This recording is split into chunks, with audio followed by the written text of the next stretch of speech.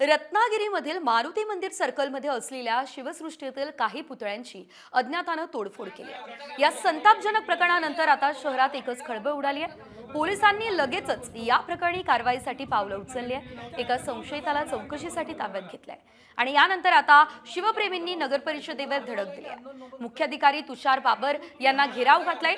शिवप्रेमींच्या आक्रमक भूमिकेनंतर संबंधित नगरपालिका अधिकाऱ्यांवर निलंबनाची कारवाई करण्यात आली आहे।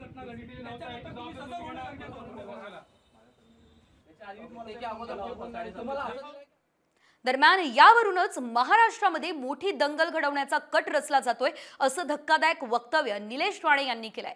मालवणनंतर रत्नागिरीमध्ये मावळ्यांच्या पुतळ्यांची विटंबना करण्यात आली आहे।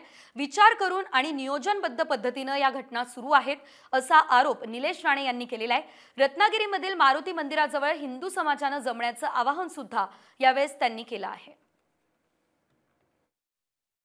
हे उबाटानी ठरवलेला कट आहे, कारस्थान आहे। कारण का त्यांना मुसलमानांची मतं पाहिजे, त्याच्यामध्ये हिंदू कुठेतरी पुढे ढकलायचा, कोणाला तरी बकरा करायचा, तो आरोपी करायचा, म्हणजे मुस्लिम समाजावरचा जो काही जे काही संशयाचा जो काही भाग आहे तो निघून जातो। हा जो कट आहे हा महाविकास आघाडीच्याच ह्या सगळ्या व्यवस्थेमध्ये रचलेला कट आहे। जसा मालवणचा आहे, तो कोण आहे आमदार, तो उबाटा गटाचा आहे।